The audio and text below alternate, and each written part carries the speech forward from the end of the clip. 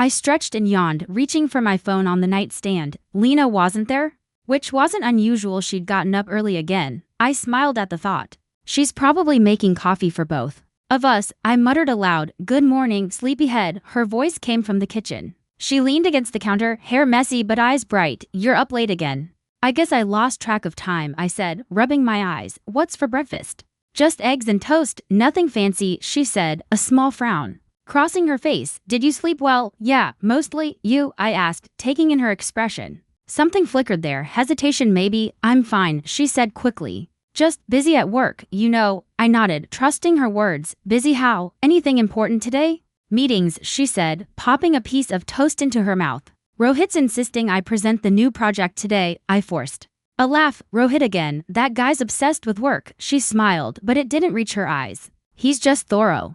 Then she added softly, you worry too much. I frowned, watching her. There was something in the way she said it, like she wanted to hide something, but I shook it off. Maybe, I admitted. I just want to make sure you're okay. Lena rolled her eyes, laughing lightly. I'm okay, really. I left the bedroom, stretching my arms. The sun was spilling through the window. Golden and calm. Everything felt normal, peaceful even. I liked mornings like this, when the house smelled like coffee and toast, and we could laugh about nothing at all. Hey, I said, walking over. Do you want to go for a quick walk later? Just us? She paused, her phone buzzing. She glanced at it and smiled faintly. Maybe, depends on work. I nodded, not wanting to press. I trusted her. I always had. Okay. Whatever works for you. Her smile was brief, but it warmed me anyway. I watched her head back into the kitchen, humming under her breath. Everything seemed fine. I had no reason to doubt her. Still, a tiny voice in my head whispered, why does Rohit text her so often? Why is she so distracted? I shook it off. I didn't want to ruin the morning, not this morning. I poured my coffee and leaned against the counter, watching Lena move around. My heart felt full, my life orderly. It was a perfect morning, or at least, I thought it was. Hey, I was thinking, Lena said as she packed her bag. Some of my colleagues are heading to the beach this weekend. Want to come? The beach? I raised an eyebrow. With your co-workers, isn't that a work thing? She shook her head, smiling. Not really, just a little getaway. You'll like it. Fresh air, sun, waves. I hesitated. I don't know. I mean, do we even know most of them? Relax, she said, nudging me playfully. They're fun, trust me, it'll be good. I laughed reluctantly. Okay, you're the boss, after all. Exactly, she said, zipping up her bag. And Rohit's coming too, don't roll your eyes, he's actually nice once you get past the workaholic thing. I forced a smile. Nice. Sure. Inside, I felt a flutter of unease, but I told myself I was being silly. The drive was quiet at first. Lena hummed along to the radio and I tried to do the same. So, who's all going? I asked finally, glancing at her. Let's see, Anya, Vikram, maybe Ria, and Rohit, of course, that's about it. I nodded slowly. Sounds lively. Lena laughed. You worry too much, it's just a day at the beach. I smiled, though the knot in my stomach didn't go away. Yeah, just a day at the beach. When we arrived, the sun was bright, the sand warm under my feet. The group waved as we approached. Hey, you made it, Anya called, running over. Yeah, thanks for inviting us, I said, shaking her hand. Vikram grinned. You're finally here. Lena didn't stop talking about you. I chuckled, glad to hear that. Lena's phone buzzed again. She glanced at it quickly, typing a reply before slipping it back into her bag. Excuse me, just work stuff, she said. I forced myself to smile. No problem, I can wait. We spread towels near the water. The waves lapped at our feet and everyone laughed, teasing each other. I tried to relax, but I couldn't shake the feeling that Lena was distant. She smiled at me, but her eyes kept darting toward her phone. Everything okay? I asked quietly. Yeah, she said, brushing sand off her hands. I promise, I'm just a little distracted by work. I pressed. Maybe, she admitted with a smile that didn't quite reach her eyes. But don't worry, let's just enjoy today. I nodded, though uneasy nod at me. I wanted to trust her, I had to, but something in her tone, the way she avoided my gaze, made me tighten my jaw. Still, I let it go, for now. After all, it was supposed to be a day of fun, sun, and laughter. I tried to immerse myself in the moment, laughing with Anya and Vikram, tossing the ball into the waves. And yet, a small voice in my mind whispered, why do I feel like something's off? I shook it away, forcing a laugh at Vikram's joke. Maybe I worry too much, I muttered under my breath, but deep down, I knew today wouldn't be as simple as I hoped. I wandered closer to the shoreline, trying to shake the uneasy feeling gnawing at me all morning. Lena, you coming? I called. She was a few feet ahead, adjusting her bag. Almost, just Finishing something, she said, her voice light, but her hands fumbled with her phone. I jogged over. Need help? No, I'm good, she said quickly, slipping the phone into her bag. Her smile didn't reach her eyes, something about the way she avoided me made my chest tighten. I shook it off. Maybe I'm overthinking, I told myself. Okay, let's hit the water. Then I saw them, Lena, holding hands with Rohit. Her bikini top was nowhere in sight, just the bottom, and they were laughing. Leaning close like nothing else in the world existed, I froze, the sound of the waves fading. My throat went dry. Lena, my voice was a whisper, almost broken. She looked up, surprised, but instead of pulling her hand away, she gave a small, guilty smile. I blinked, unable to process. What is this? My voice cracked. Rohit's grin didn't falter. Hey, man, he said casually, letting go of her hand just enough to nod at me. Didn't see you there. I felt my stomach drop. You're how? Words failed me. Lena took a step toward me, still smiling, but her hand lingered at her side. I can explain, she said. Explain, I repeated, my voice rising. Explain holding hands at the beach with your boss while wearing this. I gestured helplessly. She looked down, biting her lip. It wasn't like you think, not like I think. I laughed bitterly, the sound harsh. Lena, please, I saw it with my own eyes. Rohit cleared his throat. Look. Man, it's not what it looks like, not what it looks like, I snapped. You're holding hands. She's in a bikini, how else am I supposed to see it? Lena's eyes glistened.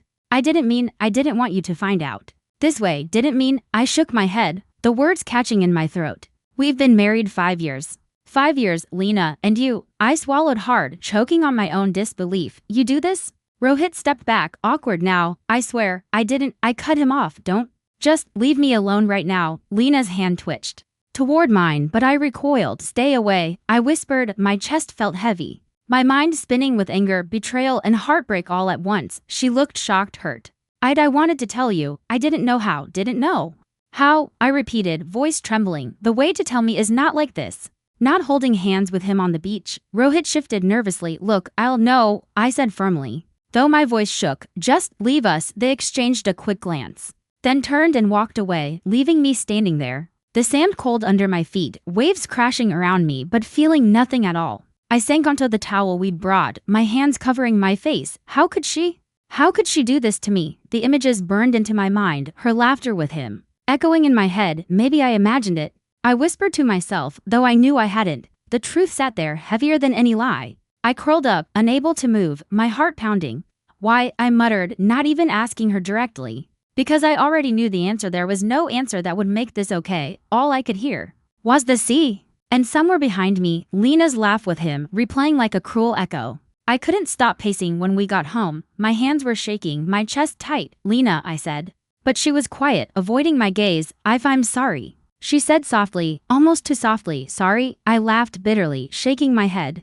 Is that all you have to say? Sorry? I didn't mean for you to see it like that, she whispered. Didn't mean, I repeated, my voice rising. Do you know what it feels like to see the person you love with someone else? Holding hands like it meant something. It wasn't like that, she protested, stepping closer. Stop, I shouted, backing away. Just stop. I can't deal with this right now. Her face fell.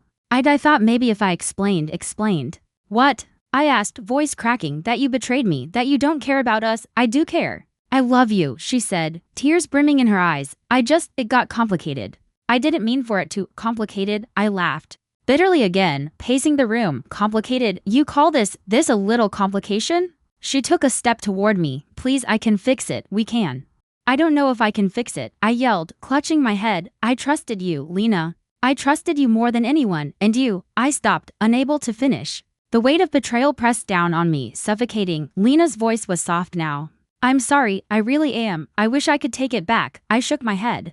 I don't even know who you are right now. Please, I'm still me, she pleaded. The person you married is still here. I don't know, I admitted, sinking onto the couch. I can't look at you the same way, not yet, maybe ever. I understand, she said quietly, sitting across from me. I'll give you space. I wanted you to hear it from me, not rumors. I need time. I whispered, time to think, time to figure out what the hell just happened. I'll wait, she said softly. Tears falling. I'll do whatever it takes to fix this. I stared at the floor, unable to speak. Anger, pain, confusion, they all collided inside me. Why her? Why now? Why like this? The questions spun in my head without answers. You're my wife, I said finally, my voice low. And I love you. That's why it hurts so much. No, she said, I never wanted to hurt you. I shook my head. But you did, you already did. We sat in silence for a long while, the weight of what had happened pressing down on us. My heart raced, my hands trembled, and I felt empty. Finally, I muttered, I don't know if I can forgive you, not yet, not like this. I understand, she whispered again. I'll do whatever you need. I nodded slowly, but the knot in my chest didn't loosen. I have to figure out what comes next, revenge, forgiveness, walking away. My mind spun. Every option tasting bitter. One thing was certain, I couldn't go back to the way things were. Not after what I saw. I sat at the kitchen table, coffee cooling in front of me, staring at my phone. Every time it buzzed, I jumped, expecting her name. I didn't call her, I couldn't, not yet. Rhea called instead. Hey, you okay? She asked. Do I sound okay? I snapped, then softened. Sorry, it's been a rough morning. I can imagine, she said, calm but firm. Do you want to talk? I don't know where to start, I admitted. Running a hand through my hair, I saw her with Rohit on the beach, holding hands, and I swallowed hard. She was barely dressed. Rhea paused. Wow. That's a lot. I'm so sorry, man. I don't know what to do, I said, voice tight. Confronting her didn't help. She just smiled, tried to explain, but it didn't make sense. You need a plan, Rhea said, not revenge yet. But clarity, figure out what's really happening, evidence, patterns, things you may have ignored before. Evidence, I echoed. Yeah, watch, observe, keep calm. Don't confront her blindly again. She advised, I know you love her, but you can't let emotions make the decisions right now. I can't just let this slide, I muttered. Anger and pain curling together. I can't act normal around her. But I don't want to lose control either. Exactly, Rhea said. Start small, take notes, texts, behavior, things you notice. You'll see patterns, you'll know what to do. I gripped my mug. Patterns, my mind flashed back to her constant glances at her phone, her secretive behavior. The way she laughed at Rohit's jokes. Every detail I had brushed off now screamed betrayal. Step 1, Rhea continued, is knowing. Step 2 is deciding what you want, revenge, confrontation, or walking away. Step 3 is action. But only when you're ready. I don't want to wait, I muttered, almost to myself. I want her to feel the way I feel, humiliation, betrayal, anger. Rhea sighed. I get it, but raw emotion will ruin you. You need strategy. You want karma, not regret.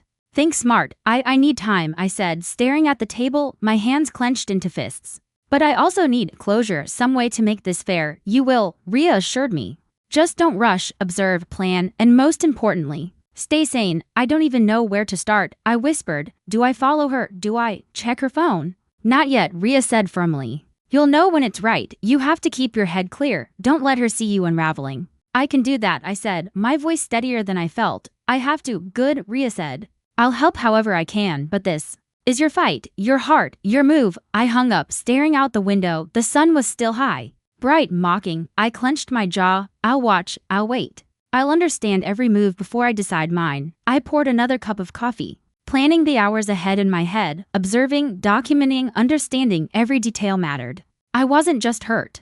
I was awakening. And when it was time, she wouldn't see it coming. I waited until evening. When the house was quiet, Lena was in the living room scrolling on her phone. My stomach churned. But I forced myself to walk in. Lena, I said, my voice low. She looked up, startled. What's wrong? Don't play dumb, I said, sitting across from her. You know exactly what I'm talking about. She swallowed. I didn't think you'd see you. I snapped. Of course I saw you at the beach holding hands with him. I leaned forward, anger and hurt cutting through every word. How could you?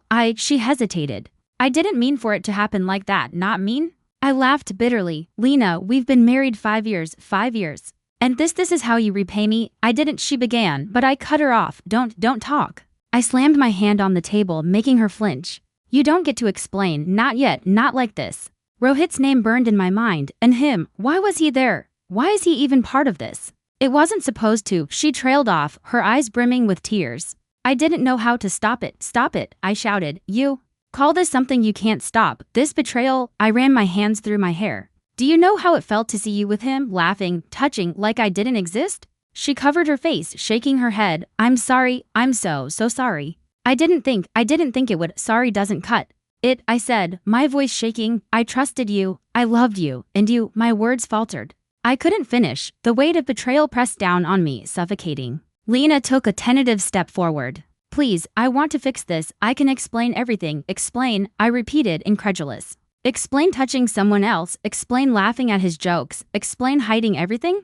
I didn't hide it, she protested. I just I didn't know how to tell you, I shouted again. I can't hear it, I can't, not tonight. She sank into the chair opposite me, tears rolling freely now. I thought you'd understand. I thought we could work through it. I shook my head slowly, heart pounding. Work through it? You don't get to just think and hope. Actions matter, Lena, actions. And yours destroyed everything I thought I knew about us. Silence filled the room. The only sound was her soft sobs. I wanted to scream, to hit something, to break something, but I didn't. I had to stay calm, strategic, observant. I need space, I said finally, voice low. Time to think. I can't just forgive, not like this, not yet. I understand, she whispered. I'll wait, I'll do whatever you need, please. I looked at her and for a moment I saw the woman I loved, but the betrayal lingered. Sharp and raw. I don't know if you can fix this, maybe you can't, maybe it's too late. Her shoulders slumped. I'll do whatever it takes. I hope you realize, I said softly, this isn't just about us anymore. It's about choices, and yours were clear. She nodded, silent now. The room felt colder, heavier. My heart was still racing, my hands shaking, but a small part of me was resolute. I would survive this, somehow. I would make sense of it all. I paced the living room, phone in hand, trying to calm my racing thoughts. Rhea had been right, I couldn't just lash out. I needed a plan. Hey, I muttered into the phone. Rhea, I think I know what I have to do. Finally, she said, her voice sharp but supportive. You okay? I will be, I said. Though my jaw was tight, I need to start small, gather information, understand everything. Then, I'll decide what to do next. Good. She said, keep your head clear, don't let them see you unraveling. Watch, listen, document. You'll see patterns. I hung up and leaned against the counter, thinking, patterns, behavior clues. Every small thing she had done suddenly mattered, every secret glance, every hidden message. Every laugh with Rohit, I would note it all. The next morning, I started. Subtly, I asked her casually about work, her co-workers, even Rohit. She answered. Distracted but careful, trying not to reveal anything. I listened, storing every word. Every hesitation. Lena, I said casually, did Rohit ask you to help with that project yesterday? Yes, she said, smiling faintly. He's very particular about deadlines. Must be stressful, I said. Does he ever stay late with you at work? Her smile faltered slightly. Sometimes, just to finish things. I nodded, pretending to sip my coffee. Small cracks, tiny. Later, I checked social media. Subtly, no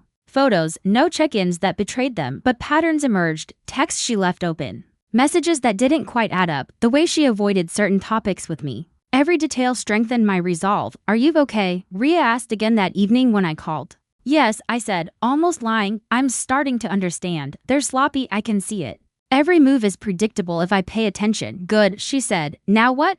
Now, I said, smiling faintly. Wait for the right moment. And when it comes, everything falls into place. They won't know what hit them. It wasn't just about revenge. It was about reclaiming my life, my dignity. I started working out again, running early in the mornings, focusing on myself, every push-up, every mile. I felt stronger, sharper. My anger fueled me, but my mind stayed clear. Lena noticed the change. You're different, she said one night, eyeing me across the dinner table. I guess I had to be, I said softly, letting the words linger. You're tense, she said carefully. Are you still upset about the beach? I smiled faintly. Upset, sure. But I'm also so aware. I see everything now. Her eyes flickered. Aware, yes, I said calmly. I noticed details I didn't before, patterns, movements, timing, everything, and I think you'll understand soon enough. She hesitated, as if sensing the change in me. I didn't give her more. The power had shifted. I was no longer the hurt, helpless man from the beach. I was patient, calculating, observant. And I knew exactly what I would do when the time came. Karma didn't need my hands, it only needed my attention. I would let the truth unfold naturally, and I would be ready when it did. I leaned back in my chair, looking out the window. The sun was setting, casting long shadows across the floor. I felt something I hadn't in days. Control, clarity, purpose. Lena might have thought she had the upper hand, but I was learning. Every action, every word, every lie she had hidden, it all came together in a way she couldn't anticipate. And when it happened, I would be ready. I watched quietly, letting events unfold without interference. Karma, as they say, has its timing. Did you hear? Anya whispered as we grabbed coffee at work. Rohit's project got rejected, big time. I nodded slowly, sipping my coffee. Really? I asked casually, though inside I felt a quiet satisfaction. Yes, she said, eyes wide, and apparently Lena's involvement didn't help. People are talking. I leaned back, letting the words settle. Talking? I asked, letting my tone neutral mask the thrill building inside me. Yeah, some co-workers noticed they were too close, Anya whispered. Gossip spreads fast. I smiled faintly. Interesting. Later at home, I confronted Lena, not in anger this time, but in calm. Lena, how's work been? I asked, voice even. She looked startled. Work fine. Why, just curious, I said, leaning against the counter. Rohit's project got rejected today. Big deal. Her face paled slightly. I don't know what to say. You don't have to, I said softly. Actions speak louder than words. She started, but I shook my head. No excuses, I said, calm but firm. You knew the risks. You knew the consequences, and now, it's happening. Her eyes filled with tears. I didn't think it would. I didn't expect this to. Expect what? I asked quietly. That karma would catch up? I didn't, she sobbed. SHH, I said, sitting across from her. I'm not here to yell. I'm here to observe. Lena looked at me, fear mixing with regret. Observe, yes, I said. You made your choices. Now you face the results. Rohit lost the project. People are talking, and you see how fragile it all was. How easily it crumbles when honesty isn't involved. She buried her face in her hands. I didn't know it would get this bad. I shook my head slowly. That's the thing about choices, Lena. You never know when they'll catch up, but they always do. For a moment, she stayed silent, letting the weight of her actions sink in. I didn't move. I just watched, quietly, like a witness to the collapse. Later, I called Ria. It's starting, I whispered. They're unraveling, slowly. Perfectly good, she said. Patience pays off. Yes, I said. It feels satisfying. But not cruel, just justice. Days passed, and every small setback for them felt like confirmation. Miscommunication at work, awkward confrontations, whispers behind closed doors, all natural consequences, all unfolding without me touching a thing. I felt a strange mix of relief and sadness. Relief that justice was happening, sadness because it didn't erase the betrayal. One evening, Lena approached me hesitantly. I understand now. I see what I've done. I'm sorry. I know, I said softly. And you've learned. That's all I can hope for, she nodded, tears streaming down her face. I never wanted it to come to this. None of us did, I whispered, but it did, and now we live with it. I survive. You survive. We all survive. That's the truth. I walked away, feeling lighter. The weight of anger, betrayal, and heartbreak had lifted slightly. Karma had done its work, and I had regained control over my life, and though the scars remained, I knew one thing for certain. I would never let anyone betray me like that again. I woke early, the sunlight spilling across the floor. For the first time in weeks, I didn't feel the weight pressing on my chest. I poured coffee and sat at the table, letting the quiet morning wrap around me. Ria called. Morning, how are you feeling? Better, I admitted, smiling faintly. Stronger, I think, clearer. Good, she said, relief in her voice. I've been worried about you. I know, I said. But I've finally stopped obsessing over what they did. I've watched, waited, and I've seen the consequences. It's over in a way. Ria laughed softly. You sound calm, like yourself again. I am, I said. I've learned a lot about trust, about love, about myself, about what I will and won't tolerate. Later, Lena approached me. Her eyes were red, and there was something in her expression I couldn't quite read. I know things can't go back to the way they were, she said quietly. I hope you find it in yourself to forgive me eventually. I shook my head slowly. Forgive? Maybe one day, but forget. No, what you did is part of our story now. I can't erase it. And I won't pretend it didn't happen. I understand, she whispered, tears spilling again. I just wanted you to know I'm truly sorry. I know, I said softly. I accept that you feel remorse, but remorse doesn't fix everything. She nodded and walked away. I didn't feel relief or triumph, only a calm acknowledgement. The past was the past. I had survived, and I was moving on. I went for a walk along the same beach where it all began. The waves crashed against the shore, white foam curling around my feet. I inhaled the salty air and let it fill me, grounding me. A stranger jogged past, laughing with a friend, and I smiled. Life moved forward, with or without the people who hurt us. I stopped and looked at the horizon, thinking about trust, love, and betrayal. I realized I had changed. The pain had carved something new inside me, strength, awareness, and a deeper understanding of myself. Ria had called again earlier. You ready to meet someone new? She had teased. I had laughed. A light, free laugh. Not yet, but maybe one day. I want to live first. I need to heal completely before I open myself again. Good, she said. You deserve it. I continued walking, letting the sand sink beneath my shoes. Memories of Lena and Rohit lingered like shadows, but they no longer controlled me. They were lessons, not anchors. I passed a family building sandcastles, a couple holding hands. And I felt a twinge of longing, not for them, but for the possibility of a future where trust wasn't broken. I whispered to myself, I survived. I learned, I'll love again, carefully, wisely, fully. The sun dipped lower, casting golden light over the water for the first time in a long time. I felt peace, not the fake kind, not the calm before a storm, but true, earned peace. I turned back toward the town, ready to embrace the life ahead. Whatever came next, love, work, friendship, I would face it with my heart open but my eyes wide. And I would never forget the lesson the betrayal taught me, that pain can break you, but it can also make you stronger. I smiled, walking forward, leaving the past behind step by step, ready for whatever life had in store.